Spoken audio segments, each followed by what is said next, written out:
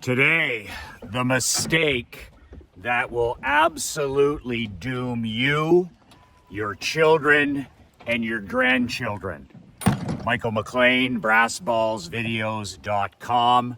I am an ex-professional hockey coach, ex-amateur championship hockey coach, turned 8-figure entrepreneur. You can download a free copy of my brand new book, 5 Ways to Unfuck Your Life in the Next 30 Days. The link is below in the comments, brassballsvideos.com. It's a 22-page book. You can print it off, read it on your screen, whatever you want. It's my free gift to you. If you need some help getting your shit together from time to time like I do, this is the book that'll help you do exactly that in the next month. So, my birthday, my 56th birthday, is tomorrow. And it's interesting because I approach every day, my mentality is that every single day is my birthday. But boy, did I get the ultimate early birthday present or gift this morning when I walked downstairs. I went down and at a little after 6 a.m. this morning, and my 11-year-old daughter was sitting at the kitchen table. And this is pretty normal. She was reading her book, but at the same time with her, she has one of those red speakers because she doesn't do any screens, she doesn't do any phones, she doesn't do any pads or any of that stuff. She's sitting at the kitchen table when I walked down at 6 a.m. and she's reading her book, and she's also listening to her book. And this is one of the biggest pro tips that I've ever given my mastermind members. When it comes to retention, when you're trying to remember something important, when you're reading, when you're studying, attending a seminar, a conference, listening to something, reading something, writing something, if you combine both audio and reading at the same time, some of the studies show that you'll increase your retention, your memory of the content up to 75% more. So this is something that we do a lot. My daughter's always listening to audiobooks. She has literally listened to hundreds and hundreds and hundreds of audiobooks since she was 2 years old. And she has read hundreds and hundreds and hundreds, if not 1,000, physical print books since she was able to read. And we were reading to her before she was born.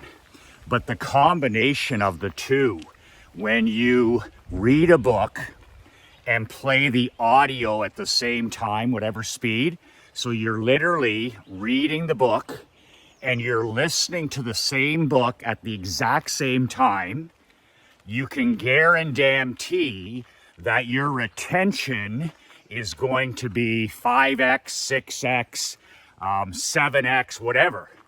It's just absolutely mind-blowing, the combination of using the visual, in other words, reading the book you're studying, reading the words on a page, and combining it with the auditory, listening to it at the same time. This was a pro tip that somebody gave me years and years ago, and I found it a little bit difficult at the start to read and listen to at the same time. But I'm a really slow reader. Like I read, I'm never in a hurry. I want books to last. I want newsletters to last. I'm never in a hurry. I'm a slow reader, but I also want to read as slow as I can because I want to absorb the information and the knowledge and the wisdom. And I found it difficult at the beginning, but it wasn't long until I got the speed right. And I slowed it down a little bit because I'm a slow reader, the visual part. And once I nailed this, when I'm reading a peak performance book or a marketing book or something that where I want badass retention, where I need to be able to retain the information, then I combine audio with the print book, and it's a winning combination. We're forget machines. We can't remember anything. You think you can, but you can't. We forget almost everything. Anything that we bring in today is almost completely gone in a handful of days. But when you combine reading physical books and listening to the audiobook, and then also the third prong is taking physical notes, and I use those 3x4 or 5x4 index recipe cards, the blank ones, and I write there on green Sharpies any idea or aha or wow or anything that I come across when I'm listening and reading, I write those down. So I write about 10 to 12 of those cards a day. Like wow ideas, I make sure that I write them down. Ideas are like slippery fish. If you don't nail them down with your Sharpie or your pen or your highlighter, they have a way of getting away from you. So that's a 3-prong pro tip that'll change your retention. It will absolutely double, if not triple, your retention, and you'll be able to remember things that matter. Listen to it, read it, and write down the big game-changing ideas, and you, my friend, will become a learning machine. A learning machine. So I was pretty happy to come downstairs and see my daughter reading the physical book at the kitchen table and listening to the audiobook at the same time. How many homes in America or Canada do you think that's happening when the child's up? As opposed to what I want to talk about today, the actual mistake that will fucking well doom you, it'll doom your children, your teenagers, your adult children, and it will continue to doom your grandchildren if you don't king up and correct this mistake that's happening, if it's happening in your home. And that number one mistake, that number one evil that I see happening in every home in America, in Canada, is the screening, not just screening of the children, not just screening of the teenagers, but you and your queen on a screen all the time. And then you turn around and you say to a guy like me, Michael, I just can't read. I just can't focus. I just can't, I don't know, books aren't for me. I'd rather watch a video like this. Or I would rather, I just don't have the patience to read. You don't have the patience, and you don't have the focus, and you don't have the concentration, because screens have done what screens are designed to do. And big tech screens, computers, laptops, pads, and especially the evil of all evils, a plague on society like never before, the smartphone since 2009, depression, anxiety, mental illness, suicide, despair, since 2009, record levels of teenager and child suicide, all linked to what? The smartphone. The smartphone that was launched onto society, the plague of all plagues in 2009, but it's been designed to do what? It's been designed to destroy your ability to read. That's it. Sure, it destroys your concentration, it controls your mental, it destroys your mental health, it destroys your focus, it destroys your happiness, it destroys your stick-to-itness, all of that stuff. But at the end of the day, the smartphone, and Steve Jobs was the first guy to admit this, he wouldn't let his children anywhere near this stuff. And it's the same with Mark Zuckerberg. He laughed when they said, well, you must have a high-tech home for your kids. And he laughed. He said, I don't let my kids anywhere near this stuff. And Steve Jobs, when he was interviewed, was the same thing. Oh, you must have this high-tech home with all the pads and all the electronics, and he said, "Are you nuts? I don't let my kids near any of this technology that I'm inventing." So don't do what they say. Do what they do. So I'm telling you right now, if you're spending all your time on a screen, especially early in the day, you're checking your cell phone, you're getting up and you're playing defense, then don't be surprised when you have no ability to read, because you've microwaved your fucking brain for the last 20 years, especially since the smartphone. See, there used to be breaks during the day, right? Because a person had a personal computer or they had a laptop. So if they went to take a piss in the bathroom, or you had lunch, or you had to go between meetings, and all we had were cell phones and flip phones, at least your poor prefrontal cortex, your most important muscle in your body, your brain, got some break. In other words, it might get a break for half an hour here, a break here. If a person was going to go on to social media, they'd have to do it on their personal computer. They'd have to do it on their laptop. They'd have to watch videos, they'd have to sit down and do it.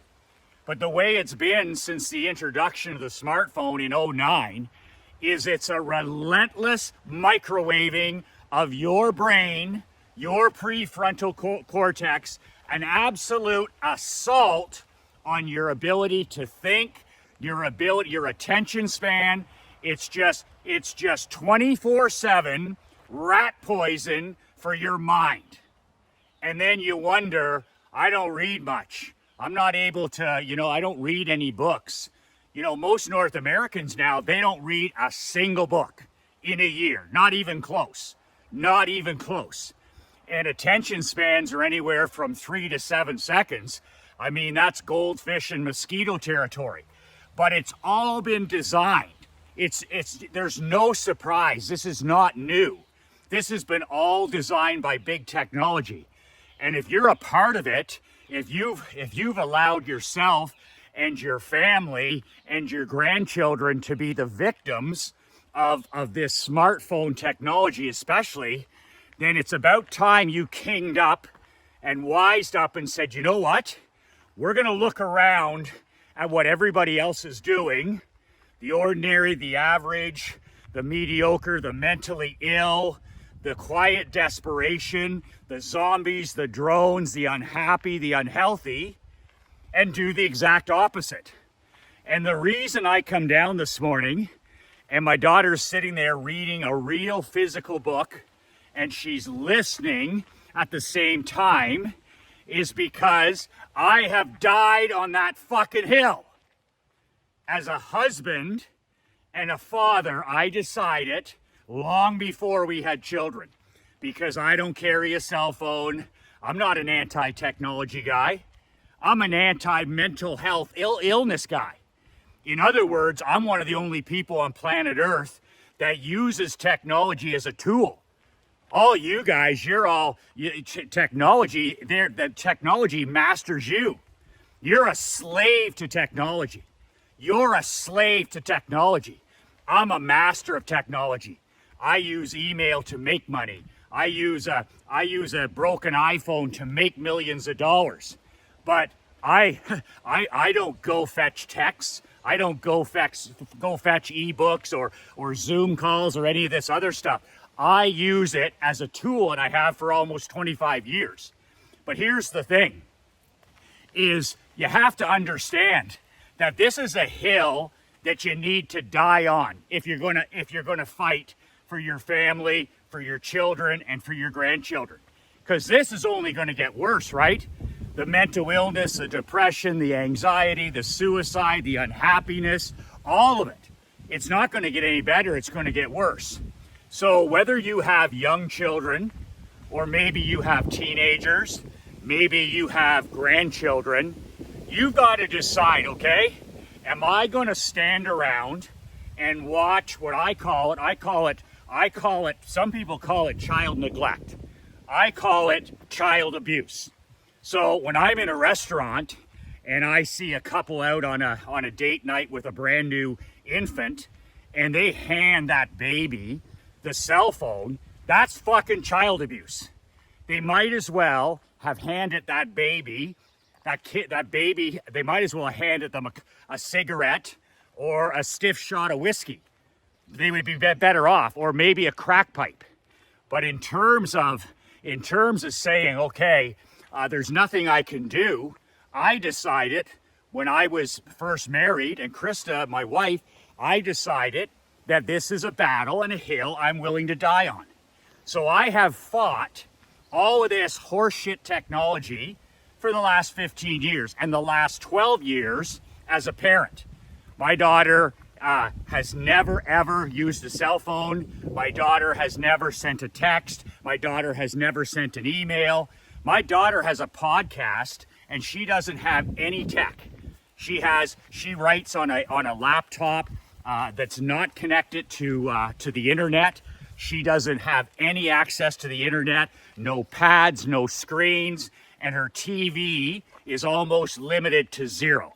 Almost limited to zero. So 99% of her life is off digital screens. It's books, books, books, books, books. Hey, and what do we say? You know, leaders are readers. But I don't come down in the morning and see my daughter reading every day unless we took away this idea of ever screening her. See, this is the thing I hear from fathers all the time. Well, my 5-year-old doesn't like to read, or my 10-year-old doesn't like to read, or my grandchildren don't like to read. And I only have to ask the one question.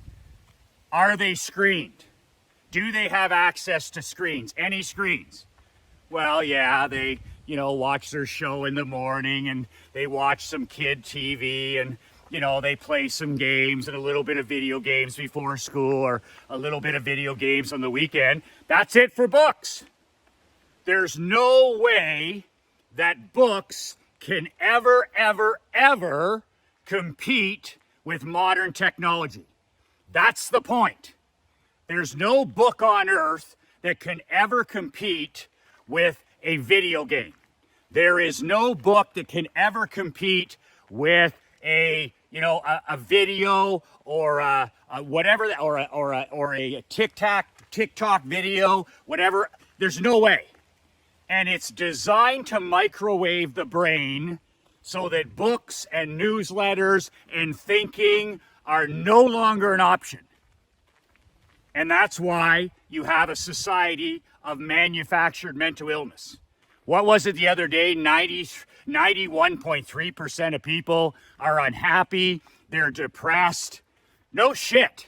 You're spending 2/3 of your life now on a screen. They're saying now that we're up over 8 hours per day on the smartphone. So if you sleep for 7 or 8 hours, which is very questionable because we now have a sleep pandemic, why do you think we have fucking sleep coaches? Have you heard of anything so fucking stupid in your life? Oh, I have this thing on my bed that helps me sleep. Oh, I have this formula 131 before I go to bed that helps me sleep. Oh, I have this powder I drink before bed. Oh, I have these blind out blinds so I can fucking sleep. Or have we lost our complete minds? Turn off your fucking phone. Turn off your phone at 6 p.m. every night and leave it off till the next day, and you'll have no problem sleeping. A sleep pandemic, sleep coaches, sleepy blankets, and even people can't sleep then because they don't turn off their phone. And it's the same for children. They're putting children to bed. Our classrooms are full of children that are completely exhausted, age 5 to age 20, because they're on their phones. And then they go to bed, they're on screens, they're on pads, and then they wonder why everybody is chronically fatigued. And again, it's all on purpose. This stuff will doom you. It will doom your children, and it will doom your grandchildren. Now, let me tell you a story for you cupcakes out there who are like, well, you know, I know that my grandkids shouldn't be on their phone, shouldn't be, you know, a lot of screen time, but I don't want to stick my nose, you know, in their business. They're raising these kids. You know what my father and my mom say to that? Fuck that. Are you joking? When Kristen and I started, when we were parents for the first time 11 and a half years ago, my dad, and especially my mom, who we used to affectionately call the Iron Lady in honor of Margaret Thatcher, I don't know if it's a compliment, but it's sure as hell, she sticks her nose in our parenting business. And she said at the time, she's like, I don't give a shit whether you like it or not. I don't agree with this. And we need more parents with a pair of balls, some mental toughness balls, and we need some grandparents to step in there and say, you know what? This is not okay. This is not okay. And worst case scenario, when the kids are under your care as a grandparent, or they're at your place, or they're your responsibility, that you literally have a zero tech policy. Zero tech policy. In other words, they're playing board games, they're reading books, they're coloring, they're outside playing, they're building things, they're creating, they're doing everything, but there's no tech. But I'll tell you right now, as a parent, I've died on this hill. And it's probably my greatest accomplishment as a father. In other words, I fight this battle every day with society. I fight this with big tech. I fight this with friends. I fight this with teachers. And for 11 and a half years, I've gone to war. My kid is not going to be on a fucking screen. Kristen and I are raising a reader. If you can get to the end of your life as a parent and you can proudly say, I raised a reader. I raised a reader. And you raise a child who becomes a voracious reader, who has an insatiable appetite for knowledge, you don't have anything to worry about the rest of their life. They will figure out how to win. Doesn't mean they'll win every day, but no matter what environment a person comes from, no matter what color their skin, no matter what town or city or what their parents, I firmly believe that books are the secret for anybody, especially somebody who is born into very, very difficult circumstances, that they can find a way to read their way out of any environment. Literally, books open up minds, they create dreams, they create purpose, they create mission, they create opportunity, they inspire, they motivate, and literally a child in the worst environment, in the worst circumstances, can use books to read themselves the life of their dreams. That's how powerful great books are. But nobody will read if you continue to microwave your mind. And you can't focus, and you can't read, and your kids can't read, and then your grandkids can't read. I've had so many parents, pussies, and the same with grandparents, pussies, say to me, well, I know the kids I just can't get them to read. You can't get them to read because you sold out and you used technology as a babysitter, and now the kids have microwaved their brain, and now books are boring. Books are boring. Could you imagine books are boring? What kind of a life will that lead to when books are boring? Next to a video game, next to a TikTok video, books are boring. So the good news is it's not too late. It's not too late for you to continue on with this, and it's not too late for you to fix this problem. That's the good news. The good news is like any muscle, your brain, your prefrontal cortex is a muscle. And like any muscle, it can be rebuilt. So you look at it this way, you say, you know what? I have destroyed this muscle for 20 years with the internet, with technology, with smartphones. My children are suffering from digital dementia. I'm an iPhone junkie. My wife's an iPhone junkie. My children are screened, and all of these things. And all you have to say to yourself is, okay, we're going to do this differently.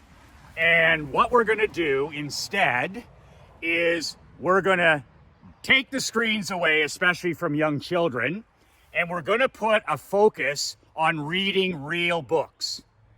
And like any other muscle, it's very hard to start building it back up. But how do you build it back up? You build it back up 5 minutes a day, 7 minutes a day, 10 minutes a day, until you start to rebuild your attention span. In other words, you've done so much damage to your mind and your children and your grandchildren that it's going to take some time to build this muscle up. You're de-microwaving your brain. So you start off and say, we're gonna read 1 page every day. 1 page every day, no days off, 7 pages a week, 14 pages every 2 weeks, until you can build up your attention span. Sounds pathetic, doesn't it? That's because it is. iPhone junkie is pathetic. Digital dementia is pathetic. Manufactured mental health is pathetic. But we gotta start somewhere and head the opposite direction. And then gradually a couple of pages a day. And then maybe half a chapter a day. And then a chapter a day. And this is the only way that you're gonna start repairing the damage to your own mind, to your children's mind, and to your grandchildren. I just laugh when I hear grandparents say, well, we don't want to stick our nose in there. That sounds like parents that don't know what goes on with their kids. The next thing they know, their kid's trying to take their own life. Like, where the fuck were you? Where were you? It's your job as a parent and a grandparent to stick your nose in all their fucking business. That's what being a parent is. All this stuff you're sold on now is, oh, I want to be their friend. I want to be their other BFF. They have enough friends. What they need is they need a parent. They need a mom, they need a dad, they need a grandfather, they need a grandmother who gives a shit about their well-being and is not afraid to stand up and say, this is not okay. We're not going, at least when you're here, we're not going to be checking out mentally and spending all our time on screens. And that's what it takes. It takes a pair of mental brass balls to make this happen. But my God, I think about my mom and I think about her, comments about our parenting. And it doesn't happen publicly, but she's not afraid to say any of those things. She's like, I don't agree with this. So stick your nose in their business.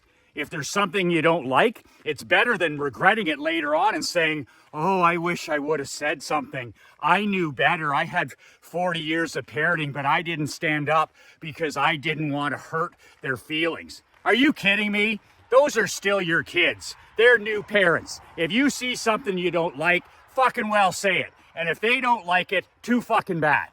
They're not made of sugar. They're not going to melt. But oh my God, stand up for what you know is right. And that's the only way we're going to turn this tide. I was talking to a guy last week on a coaching conference, and he told me, he says, he was talking about the 2-year-old, and they have a 2-year-old, and he said, well, he just loves to watch television. And I said, pardon? And he says, my 2-year-old, he says he just loves to watch television. And I was like, well, how much TV would he watch? And he says, well, he's at home all day. He doesn't go to school yet. So he watches hours and hours of TV, this massive TV in their home. And then he makes a joke and says he knows all the TV show host names, like Rachel Ray and the Oprahs of our day, whoever those people are now. I don't watch TV. And I'm like, that's fucking pathetic. That's pathetic.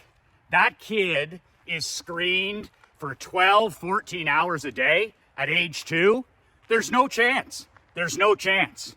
And I'm sorry, but if that's my kid or that's my grandkid, I'm just going to die on that hill.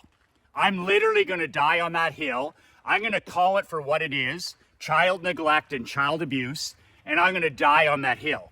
I'm going to actually be a father. I'm actually going to be a grandfather. Because I know in my heart that this is the thing that can fucking well doom them.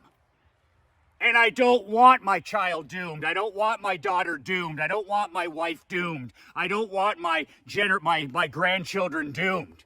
So I'm not going to stand there like some cupcake or some politically correct, nimwit. I'm going to tell the truth. This is going to ruin their life, ruin their mind, ruin their brain, ruin their thinking, and I'm not going to stay quiet. But you are. You're compliant. You're fucking well compliant.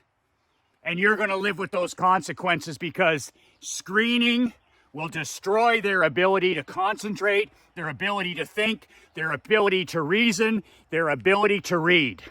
And that will doom them. That will doom them. And you will look back and you will say, I wish I stepped up and told the truth. See, even if you're an iPhone junkie now, or you're one of these people who lives in your screen, pissing away your finite time on earth, living somebody else's life or comparing yourself to other people, at least you had a couple of decades, most likely, before the smartphone came out. Like I had decades before the smartphone came out.